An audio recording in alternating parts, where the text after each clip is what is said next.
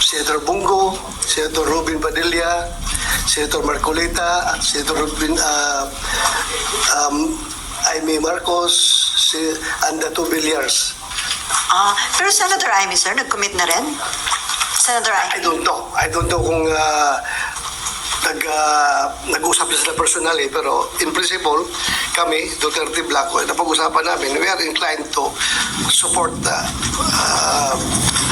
Senate President Chis Escudero. Why, sir? Well, wala naman kami nakitang hindi dapat siya suportahan. So, we support him. Walang kapalit like yung mga committee chairmanship, sir? Wala naman kasi as is malago. Wala man akong hiningi. Wala man rin pinrami sa akin. Basta nagustuhan ko lang yung pamamalakad niya sa amin, sa Senado. Yung leadership niya is, nakita ko is very open to everything. Hindi siya close-minded, hindi siya porque ganito siya, panindigan niyang ganito siya, o porque ganun, kwan siya, yung nakikinig siya. So that's what we need as a democratic institution, pakinggan ang lahat. So, sir, kung tatanungin ka, anong hihingin mong committee kay Senate President Escudero?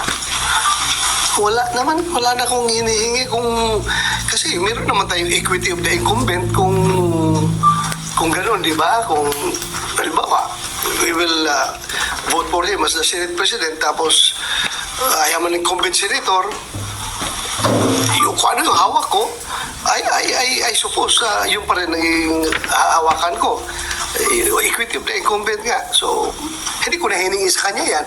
At hindi rin niya inoffer sa akin dahil that's my understanding. Sir, last na lang. So, si Marcoleta nga ba, Blue Ribbon Committee Chairman, sir? Yan ang hinihingi niya and I presume na napangako na sa kanya. Sir, may talks about impeachment nung time na bago kayo mag-commit with SPGs, may hiling ba kayo or any favors asked about the impeachment proceedings? Wala kaming his stand towards impeachment is not a factor to our decision in choosing him as our Senate President. Ang pinaka-big factor dyan na nakikita ko lang talaga is yung pagka-open niya. Nakikinig siya. Lahat ng sides pinapakinggan niya. So, yun ang nagustuhan namin na liderato. Yes.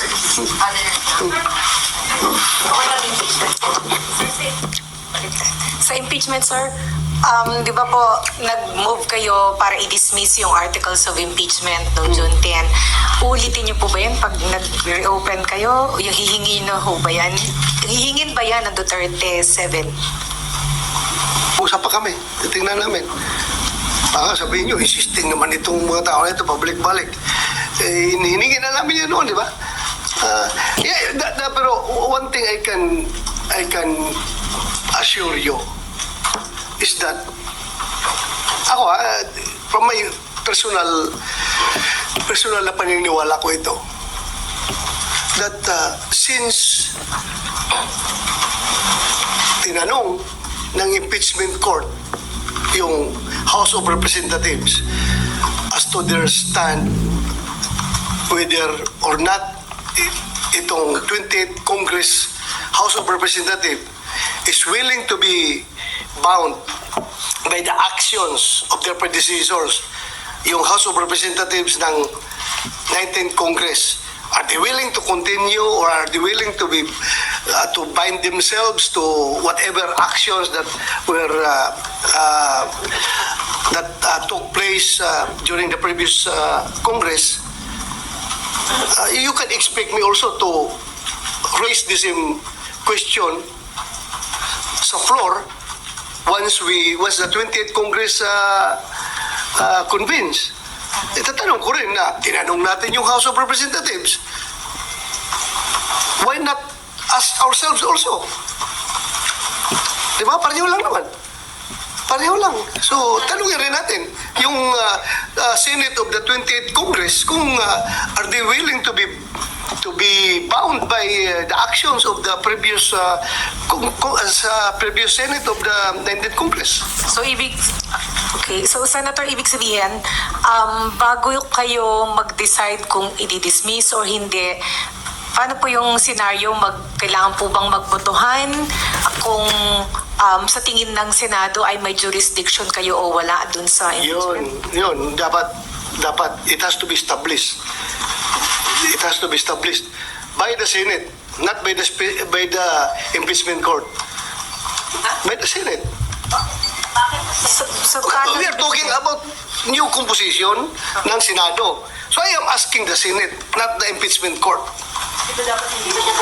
Ha? Senate nga tinatanong ko kasi nga bago ang composition ng Senate compared doon sa previous Senate.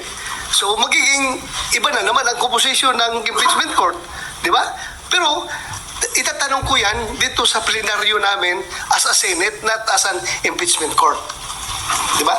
So yan na po ba yung sa inyong pito, sir? Sorry. Yan na po ba yung para ano ba? Yan ang i-raise ninyo, yung 7, solid 7?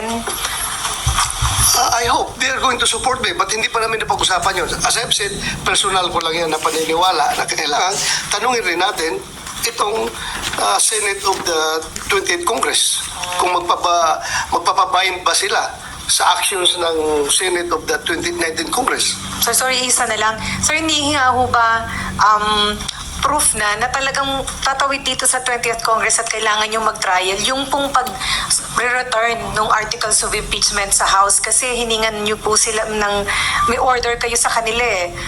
Na-comply na yung isa, sir, yung certification na in compliance daw with the Constitution yung pong articles and then magko-comply din daw po dun sila sa pangalawang order. So, pag nag-comply sila, hindi ho ba dapat diretso na kayo sa trial, sir? Paano? Ibang na ang composition rin ng Senate ng 20th Congress eh. Kaya tatanungin ko talaga para masettle yung issue of jurisdiction. Tanungin natin. Kasi tinanong natin yung House, why not ask the Senate? Pareho lang yun. Hindi nyo napag-usapan yan ni SP? Hindi namin napag-usapan yan. Ako, sa akin lang yan, personal ko lang yan na paningin. Sir, personally, mag-move po ba kayo na ulit na ipa-dismiss yung impeachment ni VP Sara? Hindi, siguro. Ang pinakaunang motion ko is to determine whether or not the Senate of the 20th Congress is willing to be bound by the actions of the previous Senate. Yun lang ang tanungin ko para masettle natin yung issue on jurisdiction. Dahil sinitil kung halimbawa makakuha yung House of Representatives ng kanilang positive action, no? Na talagang majority sila ay pumayag na yung tatawid yung jurisdiction sa 20th Congress. So gusto ko ring tanungin rin ang Senado. Kasi pareho lang naman yan. Nagtatanong tayo ng jurisdiction ng bagong Congress dahil nga iba na ang composition. Sir, may we get your comment din po. Sabi po ng CBCP, nababahala sila dun sa delay ng Senate regarding po sa impeachment. Sa pagka-delay. Nababahala sila? Bakit sila nababahala? Ano yung kinabahala nila? Kinabahala nila na na-delay. There's no cause for panic. There's no cause for panic. So sir, yung new composition ng Senate sa 20th Congress, natanong nyo na ba yung mga bagong members kung ano yung kanilang stand? Hindi ko pa natanong. But it has to be taken up on the floor para everything is official.